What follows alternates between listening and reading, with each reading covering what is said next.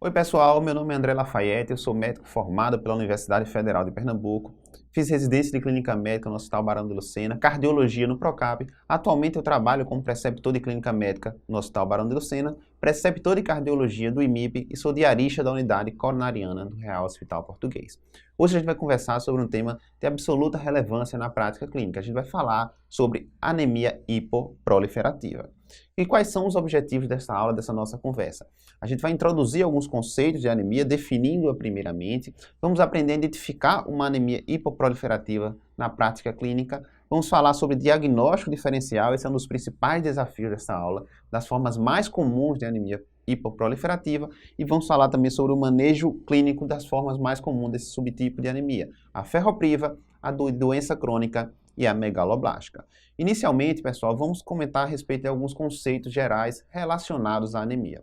Então, a gente pode definir a anemia como a redução do hematócrito, a redução do pool circulante de hemácias, porém o parâmetro mais utilizado na prática clínica para definir a anemia é a queda de hemoglobina. Então, a anemia a gente poderia definir como a existência de um estado de queda de hemoglobina no sangue. E agora, prestem bastante atenção a essa informação, talvez seja a informação mais crucial desta aula. Anemia não é doença.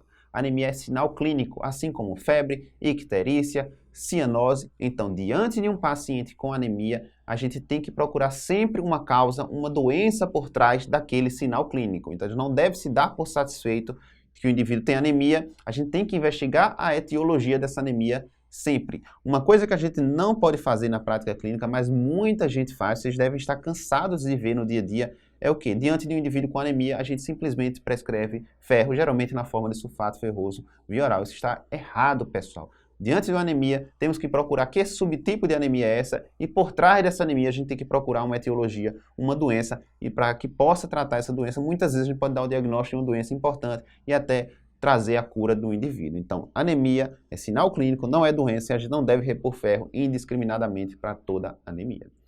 Definição de anemia de acordo com os pontos de corte de hemoglobina. Esses são os pontos de corte trazidos pela OMS. Para o homem adulto, menor do que 13, mulher adulta menor do que 12, crianças entre 6 a 60 meses, ou seja, 6 meses a 5 anos, menor do que 11, entre 5 e 11 anos, menor do que 11,5, e para gestantes, menor do que 10,5 a 11, dependendo da referência. Sintomas de anemia. Os sintomas mais comuns são os seguintes: astenia, dispneia, intolerância aos esforços, taquicardia, palpitações, tontura, cefaleia e descompensação de doenças crônicas. A repercussão clínica da anemia vai depender de alguns fatores. Por exemplo, a sintomatologia vai depender da gravidade da anemia, primeiramente. Segundo, da velocidade de instalação daquela anemia. Se é uma anemia que se instalou progressivamente, gradativamente ao longo do tempo, o indivíduo consegue lançar mão de mecanismos compensatórios, consegue ficar menos sintomático. E da reserva funcional do indivíduo, especialmente da reserva cardiopulmonar. Se o indivíduo já tem um DPOC, se o indivíduo já tem uma pneumopatia estrutural, se o indivíduo já tem alguma cardiopatia, uma doença arterial coronariana, ele vai sentir, tá certo, quedas menores de hemoglobina do que indivíduos sadios, do que indivíduos jovens. Quando aparecerem os sinais, pessoal, em pacientes de glossite e quelite angular, o que é isso? Glossite é quando o indivíduo tem, a língua fica mais avermelhada, a perda da papila gustativa, pode até ter perda do paladar. Quelite angular é uma lesãozinha que aparece aqui no canto da boca. Se o indivíduo tem essas características, essas alterações clínicas, a gente vai pensar numa etiologia carencial, ou seja, na carência de um nutriente, de uma matéria-prima para a produção de hemoglobina como causa desta anemia. A gente pode classificar a anemia de algumas formas. Existem duas formas básicas que vão ajudar a gente no diagnóstico diferencial. A primeira delas é a classificação morfológica, em que a gente divide os subtipos de anemia de acordo com o valor de VCM, também chamado volume corpuscular médio, ou seja, o tamanho médio das hemácias. Quando ela é menor do que 80, a gente diz que é microcítica. Os principais representantes: talassemia minor, anemia de doença crônica, sideroblástica e anemia ferropriva.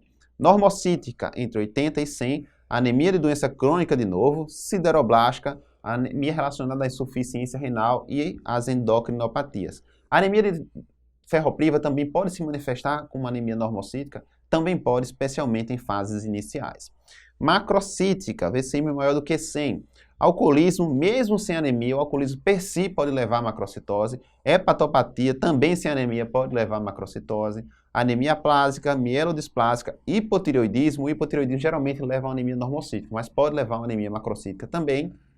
Anemia megaloblástica e hemolítica são os principais representantes das anemias macrocíticas. Uma dica importante, RDW, já ouviram falar nesse índice matemático? RDW significa índice de anisocitose, ou seja, é o índice que avalia a variação do tamanho das hemácias. Se esse índice está aumentado, maior do que 14%, isso sugere uma anemia de origem carencial, ou seja, carência de algum nutriente, geralmente ferro, ácido fólico e vitamina B12. Seguinte, classificação fisiopatológica. Essa é a classificação mais utilizada para a gente separar a anemia em dois grandes grupos. Tem anemia hipoproliferativa e anemia hiperproliferativa. O que é que acontece? Quando a gente tem uma queda de hemácias circulantes, quando a gente tem uma queda de hemoglobina, isso vai ser interpretado pelo nosso organismo, que vai aumentar a síntese de quê? De eritropoetina lá nos rins, que vai agir na medula óssea, levando à produção de novas hemácias. Se a estrutura para produzir novas hemácias está preservada, ou seja, a medula óssea está íntegra, e a gente tem as matérias-primas para a produção de hemoglobina e novas hemácias, a gente vai ter um aumento de formas jovens de hemácia na medula óssea e na circulação sanguínea. As formas jovens de hemácias são chamadas de reticulócitos, certo? Mas se a gente tem um problema na medula óssea, tá certo? Um distúrbio medular primário, ou então a gente carência de alguns nutrientes, de matéria-prima para a produção de hemoglobina ou de novas hemácias, a gente não vai ter um aumento de reticulócitos. A gente vai ter reticulócitos baixos, e aí isso a gente chama de anemia hipoproliferativa, ou seja, a medula óssea não consegue se proliferar adequadamente, certo? Diante daquela anemia, como deveria ser pela resposta fisiológica, certo? Então, esse é o grupo das anemias hipoproliferativas que cursam com reticulócitos normais, inapropriadamente normais, quando deveriam estar altos, ou então reticulócitos baixos. Outra coisa muito interessante, muito útil no diagnóstico diferencial das anemias e diagnóstico de várias doenças hematológicas é a análise da lâmina periférica, do esfregaço de sangue periférico, exame simples, tá certo? Com a coleta de exame para hemograma, de sangue para hemograma. Então, a isso a gente também chama de hematoscopia. Alguns achados na hematoscopia podem direcionar para doenças específicas. Por exemplo, aparecimento de acantócito, a gente lembra de insuficiência hepática, poiquilócito, poiquilocitose, quando a gente tem massas de vários formatos diferentes, massa em formato de charuto, de cigarro, a gente lembra de anemia ferropriva, desculpem. Macrovalócitos, a gente deve fazer um link com a anemia megaloblástica. Dacriócitos, hemácias em lágrimas, a gente tem situações de ocupação medular, pode ser por uma mielofibrose idiopática, pode ser por invasão, por uma neoplasia maligna, por um câncer. E em situações de eritropoese extramedular, a gente também pode ter dacriócitos. Corpúsculos de Pappenheim a gente encontra na anemia sideroblástica, em situações em que a gente tem um hipoesplenismo, também a gente pode encontrar essas alterações.